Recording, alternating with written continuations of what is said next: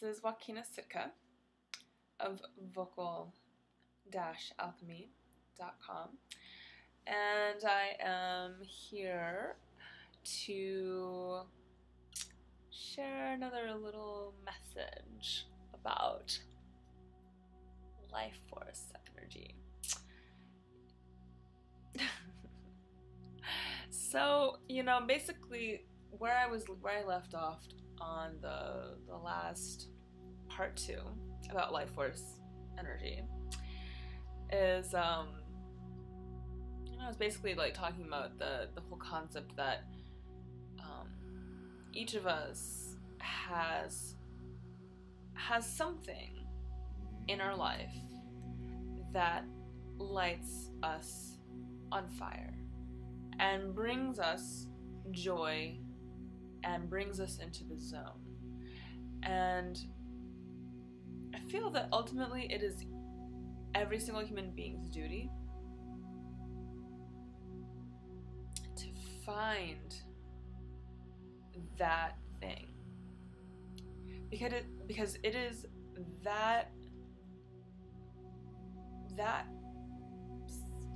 whatever that thing is. If it's painting, it's painting. If it's hula hooping, it's hula hooping. And for me, it's chanting, it's singing. And I think what it boils down to is that it is this crucial gift that each of us is inherently filled with in our heart. It is this gift that will fill our well of life force energy more than anything else.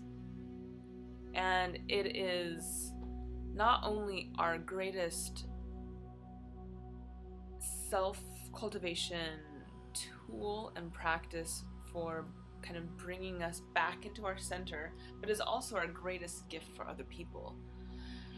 And so it has like a dual-edged purpose. It is meant for ourselves to bring us to refill our well of vitality, and it is also what will inspire other people, what will bring them that sense of, that will draw them in, that will like captivate them with magnetism and make them go, wow, beauty. I see beauty in that person right there. I think more than anything else, I honestly do believe that what people want is to be inspired and to be happy and to truly witness beauty in absolute, authentic purity. But back to the whole concept of life force energy, because really, like I was saying, life force energy and life force cultivation is the most important sort of fundamental thread. It is the core of the vocal alchemy practice, and it's the core of like everything that I do. And like I said, I find it essentially one of the most fascinating things in life. So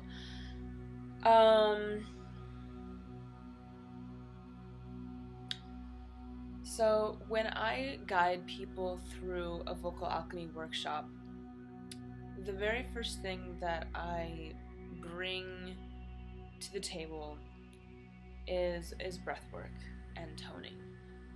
And there's a reason for that, because basically what I want is to bring you into yourself. I want your attention,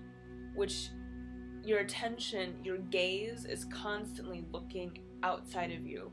You're looking at the world, you're looking at the other person, you're looking at your teacher, you're looking at the book, you're looking at the movie, you're looking at your little handheld device of whatever, blah, blah, blah, blah.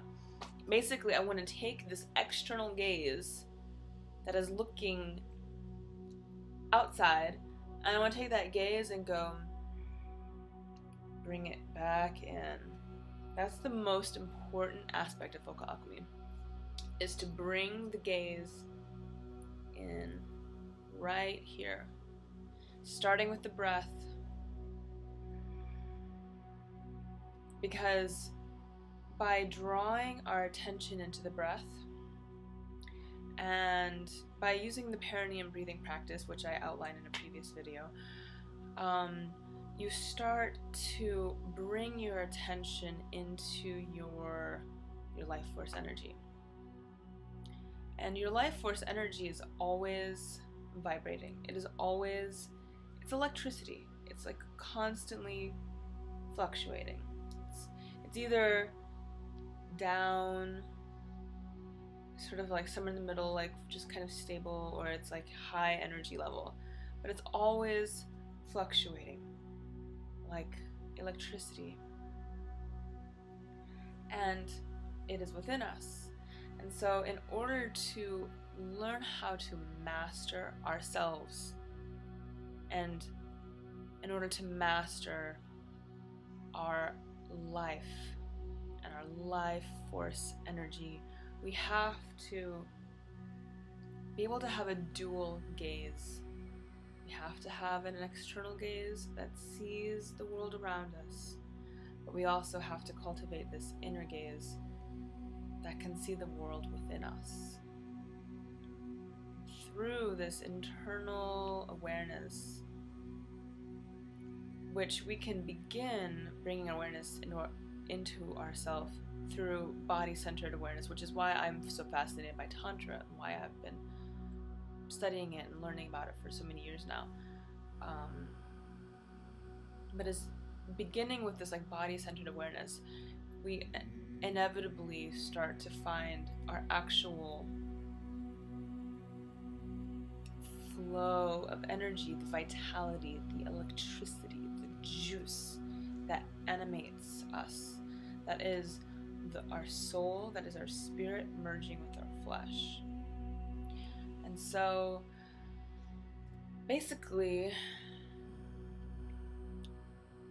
one of the most fundamental aspects of the vocal alchemy practice is that inner gaze. But then simultaneously, you want to take that inner gaze and that inner awareness of our life force energy. Now that you've cultivated an awareness of it, you want to start bumping it up, because basically what I'm all about on another fundamental level is primal ecstasy. But the thing about primal ecstasy that I've come to realize is that primal ecstasy doesn't just happen at the drop of a hat. It doesn't. Sorry. You actually have to learn how to master ecstasy. Ecstasy is a technique. It is. It's also a frequency. It's also a state of being. But more important than anything, it's a technique of learning how to, you have to train yourself to learn how to enter into the ecstatic state. And it is through entering the energy of the ecstatic state that one's mystic sense of reality is brought into focus. So basically, what I love more than anything is to get a room full of people into a peak state of ecstasy. And not only a peak state of ecstasy, but to unify the entire group of people into that peak state of ecstasy, so that everybody is in a peak state of ecstasy. You know, some people like to do that through dance, and some people like to do it through rock concerts. Some people like to do it through drugs, sex, whatever. But I guess what I ideally want is to be able to get as many people as possible into a unified consciousness through something that every single one of us owns. Our instrument, it is our basic instrument, it is our human birthright. It is this right here, our voice. And every single one of us has the ability to enliven and excite our voice and to find pleasure. Because the thing about the voice and about singing is that for a vocalist, the reason why a vocalist sings is because it is very pleasurable. And that pleasure, that bliss of singing is intoxicating, and it fills you with the ecstasy of life. And through the ecstasy, you start journeying into rapture and into transcendent realms, and that's what I'm all about. Because more than anything, I just want to have fun, and I want you to enjoy that primal state of ecstasy through the voice.